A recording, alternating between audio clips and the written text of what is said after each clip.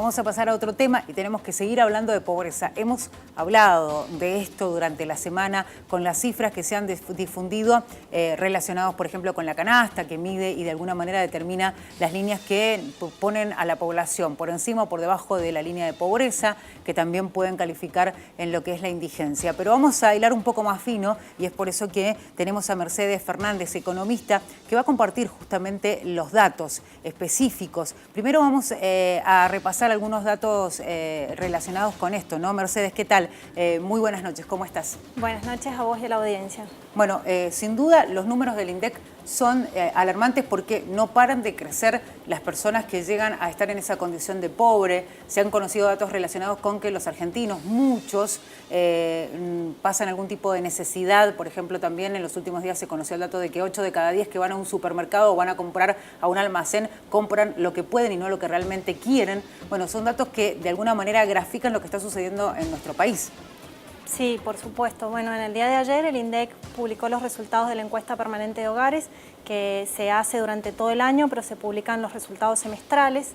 El 32% de las personas en Argentina está por debajo de la línea de la pobreza y de ese 32%, el 6,7% debajo de la línea de indigencia.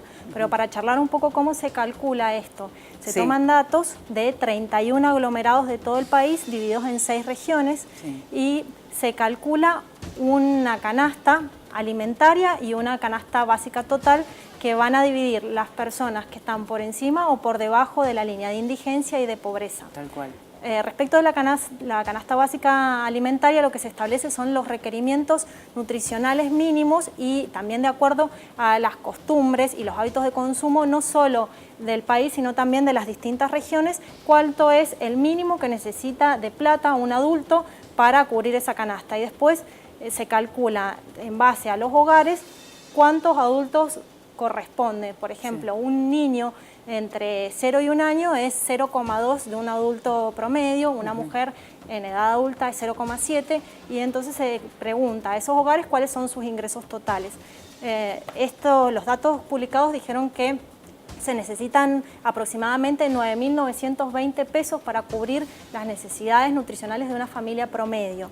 Y además se suma a esa canasta básica alimentaria para llegar a la total otros servicios como puede ser salud, educación, transporte y esparcimiento. Y el resultado arrojó que se necesitan 24.357 pesos para cubrir esa canasta a nivel nacional. Bueno, el dato, por ejemplo, habla de la cantidad de pobres en Mendoza, ¿no? Si uno empieza, como hablabas vos, de los conglomerados urbanos, hay que tener en cuenta que también en esa división que se hace, se toma a la zona urbana de la provincia de Mendoza y se habla de 300.000 personas que están bajo la línea de pobreza aquí en nuestra provincia. Y otro dato también hay con respecto también a la indigencia. Sí, por supuesto. En realidad, el 30,7% de la población, que de acuerdo a la población del Gran Mendoza vendrían siendo unas 2.900.000 personas las que están por debajo de la línea de la pobreza y de esos hay un 4,2 que están por debajo de la línea de indigencia, que son casi 4.400.000 personas. Bueno, son datos que demuestran la realidad. En las últimas, ayer se conoció un informe de UNICEF que hablaba de la situación de la niñez en nuestro país y todo lo que genera esto de la pobreza. Bueno, los datos son realmente crudos porque incluso este informe lo que hace es volcar el testimonio de los propios pequeños que no están ajenos a la realidad, que dicen que saben que en su hogar hay una situación económica difícil, que hay datos, por ejemplo, que arroja también este informe de que los adultos dejan de comer para darle paso a que coman y prioridad a que coman los integrantes de la familia. Bueno, obviamente en esas historias también habrá muchas historias de mendocinos. Por supuesto, me parece que el dato más doloroso de los resultados que publicó el INDEC es justamente la incidencia de la pobreza entre los niños y niñas de 0 a 14 años, que es el 46,8%. Para que dimensionemos, esto quiere decir que de estos 31 aglomerados, 5 de cada 10 niños del total de los niños de esa edad están en situación de pobreza. Y es el dato más alto de acuerdo a todos los rangos etarios, porque por ejemplo si pensamos en los jóvenes de 15 a 29, el 38,6% están en situación de pobreza y bueno, el dato menos doloroso es los mayores de 65, que es tan solo el 9%, que sigue siendo mucho, pero comparado con casi el 50% de los niños es un dato bastante menos crudo. Bueno, sin duda son cifras alarmantes. Lo que decías vos de casi el 50% es uno de lo que genera mayor dolor, no solamente en nuestro país, porque cuando también se habla de lo que sucede en Latinoamérica, no deja de ser parte de la realidad que en Latinoamérica la pobreza se ha quedado como instalada y que genera mayores pobres, ¿no? que sigue sumando a sus filas, lamentablemente, a mucha gente.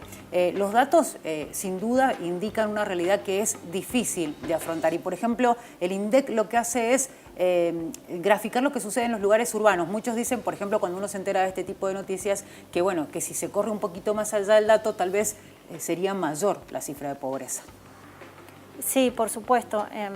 Esta metodología se viene aplicando desde 1972 y se toman estos 31 aglomerados también para poder hacer un seguimiento y comparar, pero la pobreza rural tiene otras características y también sería interesante que pudieran publicar resultados sobre eso.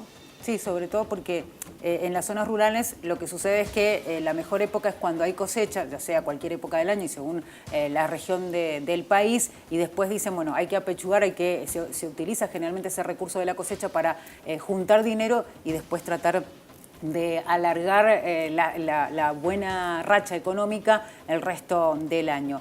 No sé si querías agregar algún dato más, Mercedes, porque realmente nos parece muy interesante todos estos datos que has aportado, sobre todo este desglose de lo que sucede con los sectores económicos, por ejemplo, y los sectores de edades, ¿no? Las franjas de edades, sobre todo de jóvenes y niños. No, en realidad, bueno, reflexionar lo que significa la pobreza para nuestro país y para nuestra provincia y que es una responsabilidad de todos tratar de mejorar los índices estos. Bueno, muchísimas gracias por venir a contarnos un poquito de estos datos. Mercedes Fernández, economista, que está acá con nosotros, para dar los datos, como decíamos, más finos relacionados con los números del INDEC que se conocieron en las últimas horas. Muchas gracias, Mercedes. Gracias. Mercedes Fernández, entonces con nosotros ya la vamos a tener de vuelta en cualquier momento para seguir compartiendo información.